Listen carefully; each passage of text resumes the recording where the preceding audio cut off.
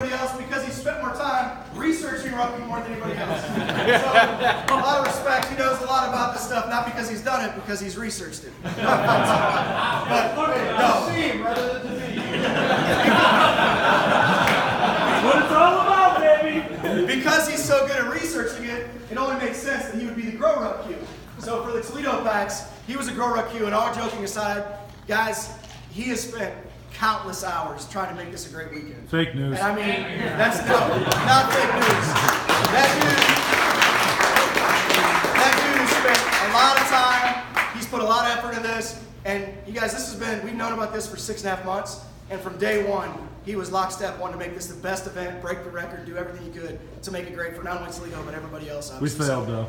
Please thank him throughout the weekend. Thank him tomorrow night about 2 in the morning.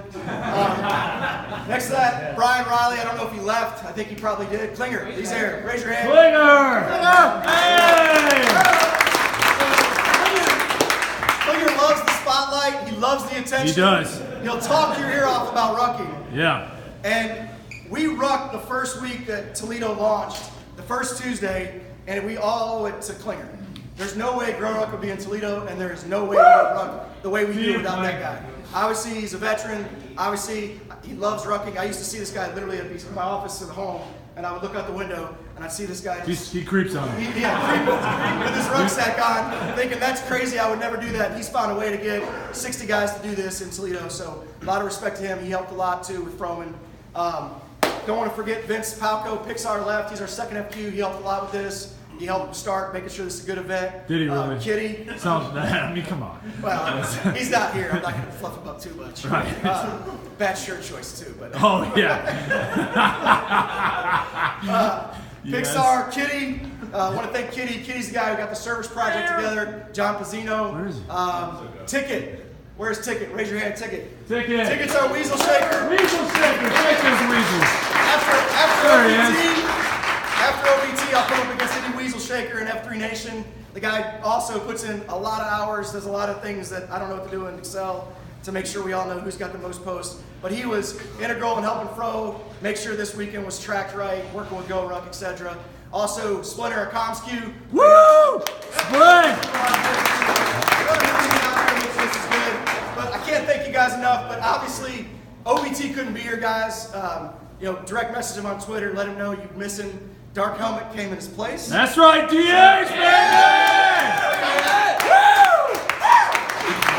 Dark Helmet is the first guy I met in F3 that literally said, "Hi, I'm F3 royalty, Dark Helmet." Yeah! Got him! So first of all, that is a lie. When OBT said that we were going to have a special guest, he was the first guy I said. So we're obviously, man, we appreciate you having you back. Came here for Q School, so good to have you. Colonel's the first guy I met in F3 who said, "Hi, I am F3." Oh, he started it. He told us here that he did start it. Yeah. That's He said he started That is a perfect segue. Guys, Colonel! like I said, beginning, everybody knows F3 is a game changer. When guys will adopt it, when they'll embrace it, they'll get close to guys, they'll realize the first F, the second F, third F, they realize real quick the power this can do just individually, in a group, the man next to you, etc. All this stuff we hear, a lot of times people think it's cliches. I think Klinger reminds us all the time, in our circle of trust, we talk about being better men, we talk about being better husbands, better fathers, better friends, better brothers, and a lot of times we don't live it, which is why the to be rather than the see really fit here. Dredd, I'd like you to come up, man. None of this is possible without Dredd. Woo! Yeah! I'll say this about Dredd OBT. Some of you guys know I lived in Charlotte for 17 years, and I still have on my phone the days that I was going to go work out with F3.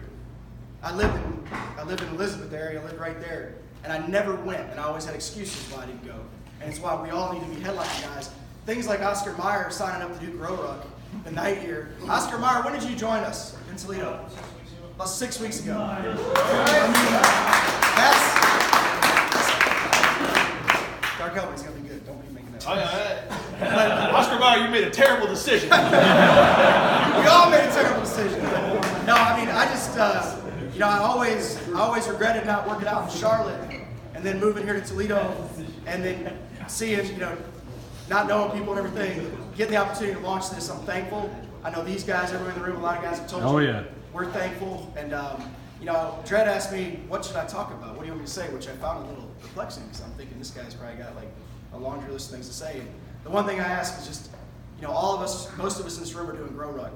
And the one thing we've talked about is not letting each other quit, getting through the night. And I asked if you could just, he's been through these Grow Rucks now. Which one is this? The ninth? Number 9. 9, 10. Yeah. Obviously he has his military experience, a lot of other experience to back up. But I would love for you to share with the group just what you think we need to be focused on to get through this. I will. First of all, I just want to say what you all are witnessing. Come on, tighten up a little back there. Get a little tight. Is it okay if I film this or no? Yeah, I know you all are Midwesterners, kind of fake Yankees, but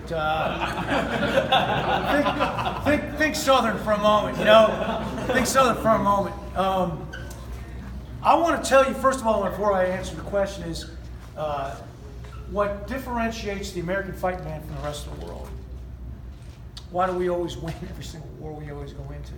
What do you think it is? Army guys, no fair if you answer. Fighting for the brother. Fighting for the brother. Army guy? Okay. Fighting for your brother. What is the mission of the infantry, American infantry? Anybody know? It's pretty simple. It's close with and destroy the enemy. I'm going to say it again so you hear that. Close with and destroy the enemy. So I showed up at Fort Benning in 1985, just ROTC guy, don't know anything. Scared. Yankee, never really touched a gun, just idiot. Captain, my little TAC guy, said to me, if you can't remember anything else, remember this, close with and destroy the enemy. And I said, what the hell does that mean? Close with means get close to. Maneuver. Tighten up the distance between you and the enemy. Find him. See where he is, and if you don't know where he is, shoot in the bush where you think he might be so he jumps out. Close with, to get close. Close with the enemy. Close with and destroy the enemy. Destroy is pretty simple, right? Kill him. Destroy his ability to fight back. Close with and destroy the enemy. So that's what that captain told me. He said, you are going to be a platoon leader, and there's going to be times when you get out there and you're not going to know what to do next. You're going to forget the mission, or what Mike Tyson said about the plan. Punch in the face. Punch in the face, it goes out the door, right? He's actually quoting Clausewitz, right? Yep. Every great plan goes to hell at first contact, right? He said it in German. I can't remember exactly how he said it in German. But the truth of that is undeniable.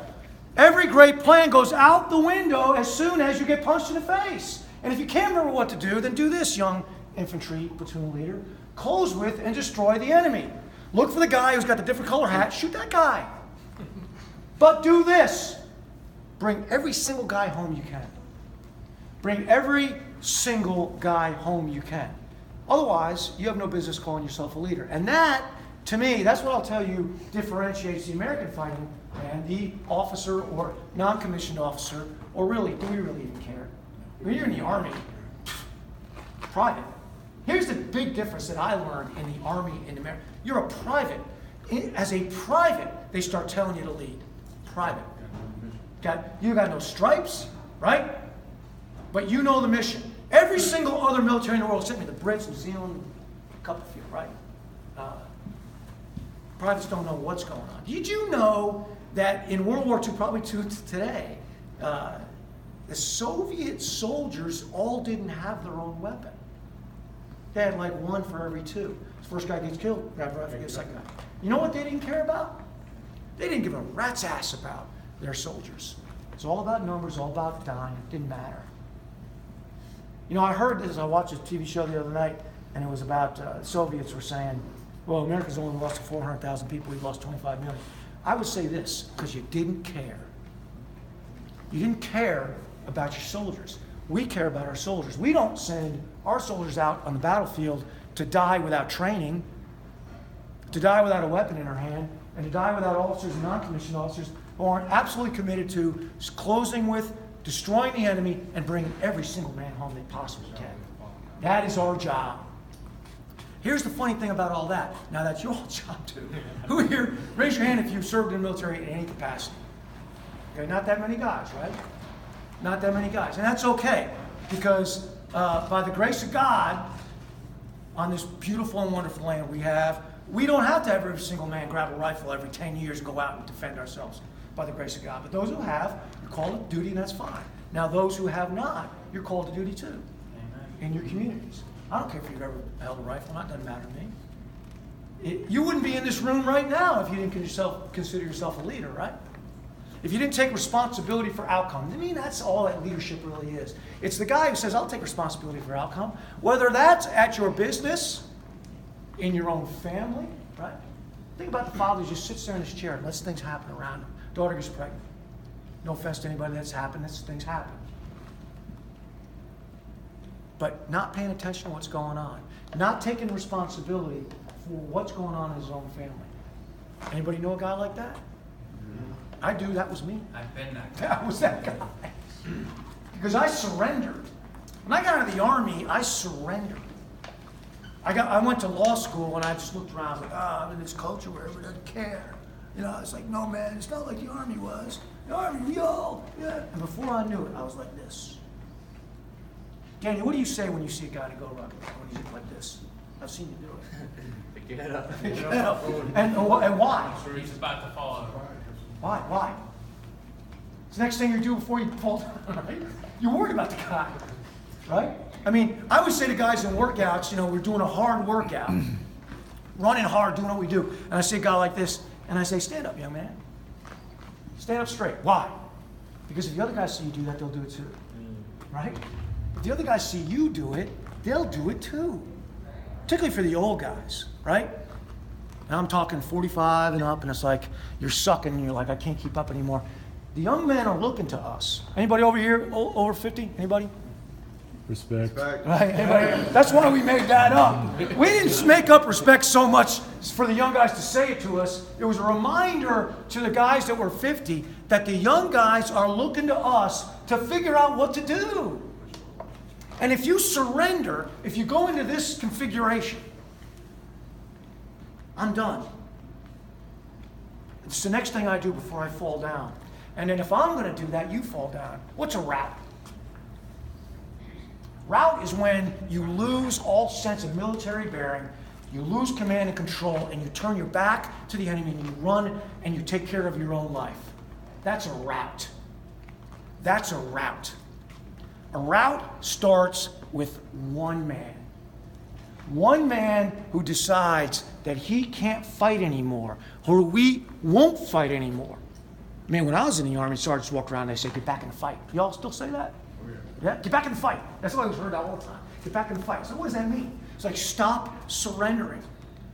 Don't let the sound of the bullets and your own fatigue and your own fear govern what you do next. Don't drop down, put your hands on your knees, put your head and your face in the dirt, spread that fear and lack of willingness to fight anymore to the rest of the unit so they turn their back on the enemy and get shot. You get everybody killed. And you know what happens after that? The people that you said you would fight for, the people for whom you went and placed yourself in harm's way in the first place, the people back there, right? The people you said you loved, the people you said you would go fight for, now they are helpless. That's never happened in America. And here's one way you know why. We're one of the few armies in the world that salutes like this. Why? Every other army in the world has to go like this because they've been conquered. They have to show their hand. American military is the only military in the world, as far as I know. We've never been conquered. No foreign potentate has ever come to this shore and forced us at bended knee to pay homage to them. They've tried. And they're still trying. They're still trying. And if you would believe the media and what the culture would tell you, we should have just let them. Hell no, right? Ain't nothing worth fighting for. Here's this funny thing. I've never been to Toledo, Ohio before. Woo! I've never been to Toledo, Ohio before. I've never been to Bakersfield, California. I'll bet if I go to Bakersfield, California, I'll find at least 50 men who feel exactly the same way I do. Aye. Right? I don't care what I read in the media about California wanting to secede. I don't believe it. I mean, that's some people talking. What I believe is if I went to Bakersfield, California, and we said we were going to do a go ruck, we explained it to them, we'd get 50 men. Right? 50 men that don't want to do this or this. 50 men are to say, no, see, well, I'm willing to fight. Not because I hate you,